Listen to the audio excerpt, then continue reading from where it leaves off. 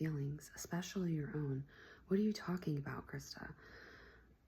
I'm speaking on not hiding things from children, but by conversing with them in a way that is developmentally appropriate, in a way that they can understand, in a way you're showing them in real time how to navigate through certain situations. So yesterday was a really hard day for me, and it was one of those days where that sadness was inside of me, and it didn't matter like what I did. I wasn't going to be able to hide that I wasn't feeling myself. And I walked into work yesterday. I'm playing with the little one. She's about 4. And she's like, "What's wrong?" And I was like, my heart's really sad today. And she looked up from what we were playing with and said, "Why?"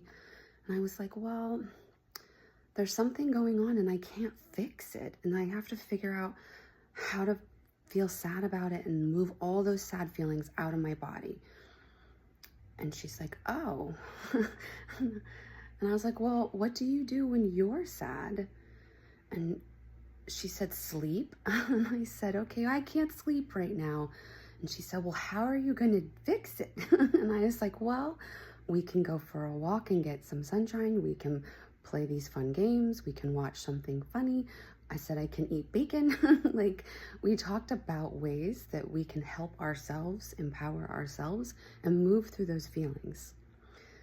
And as someone who takes care of kids and just loves children in general, and as someone who made a promise to herself that I would do the very best I could to show up as the adult that I needed when I was little, everything that I can remember from my past is, "Oh, I'm fine, but clearly you're not fine."